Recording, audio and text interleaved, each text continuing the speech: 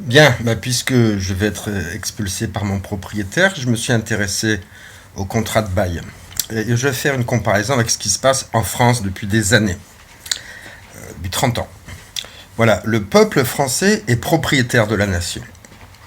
Et le président qui occupe l'Élysée est locataire. Et d'ailleurs, il est entretenu grâce aux impôts qu'on prélève sur les Français de plus en plus lourds. Bon, alors voilà ce que je propose, puisqu'on fait ça avec le locataire, que je suis dans l'appartement. Voilà ce que devrait être une vraie démocratie. N'importe quel individu qui prétend diriger la France devrait faire un état des lieux. Alors qu'est-ce qu'on constate depuis 30 ans? Deux fléaux. La France est rongée par le chômage, fléau économique.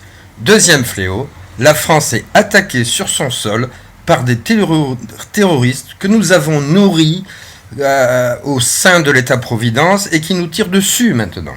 Voilà. Alors, c'est simple à faire. Constat. Alors, ok, le président vient d'être élu, donc il n'est pas responsable. C'est son prédécesseur. Et c'est pour ça qu'il a été remercié, donc expulsé de l'Élysée. Le nouveau fait le constat, et bien sûr, il a été élu. Il a dit « Je m'engage à inverser la courbe du chômage ». Premier fléau, et je m'engage à ce qu'il n'y ait plus d'attentats. Parce qu'à chaque fois qu'il y a un attentat en France, et je viens de perdre une étudiante, et moi-même j'ai subi, bon bref, à chaque fois qu'il y a un attentat, c'est les experts, les blablabla, on invite les universitaires, ouh là là, Dieu sait que c'est des gens courageux ça, et le blablabla, la litanie des ah là là, plus jamais ça, jusqu'au prochain attentat. Et là, moi j'ai perdu une étudiante à Nice, et boum, 10 jours après, on égorge un curé. Alors, bon, alors c'est simple. Et puis on sait que, pour le coup, si un service public est nécessaire, c'est bien la défense du pays. Et là, le pays est en danger. Danger économique, et c'est sur le terreau de la misère économique qu'on fabrique des fous, qui sont prêts à tuer. Donc, je sais, j'ai fait des missions en Comores, un des pays les plus pauvres du monde, et c'est là-bas que Ben Laden entraînait ces furieux. Voilà, et les fous, ça aussi je le sais par expérience, ils sont pas internés. Hein. Celui-là, il avait un bracelet électronique, il était dehors. Voilà.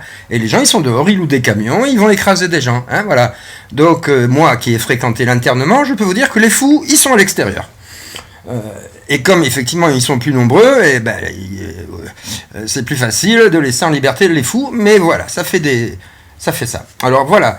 Ensuite, au bout du mandat présidentiel qui est de 5 ans, avant c'était 7 ans, on nous disait que c'était trop long, on l'a mis à 5 ans, ça n'a rien changé. Si les gens ils sont inefficaces, vous les laissez 5 ans ou 7 ans, à la rigueur en 7 ans ils font encore plus de dégâts. Comme moi quand j'ai un étudiant nul, si je lui laisse 2 heures à l'examen, ou 4 heures, de toute façon, en un quart d'heure, je sais qui j'ai à faire. Donc, si je laisse 2 heures, le pauvre, il va sortir de la route 2 heures de plus. Donc, c'est dès le début qu'on sait les choses. Donc, voilà, bon. Un président nouvellement élu, il a 100 jours pour agir. Après, c'est foutu. Aucun président français n'a agi dès les débuts des 100 jours. Mais à la dernière année du mandat, qu'est-ce qu'ils font? Ils nous disent on va baisser les impôts, etc. Ben, voilà, là, on a des attentats. Eh bien, à l'année électorale, comme pour un locataire expulsé ou qui quitte un appartement, on fait l'état des lieux. Et là, il n'y a pas photo, c'est objectif. Une commission indépendante se réunit et on regarde les deux fléaux et les promesses. Est-ce que le chômage a baissé?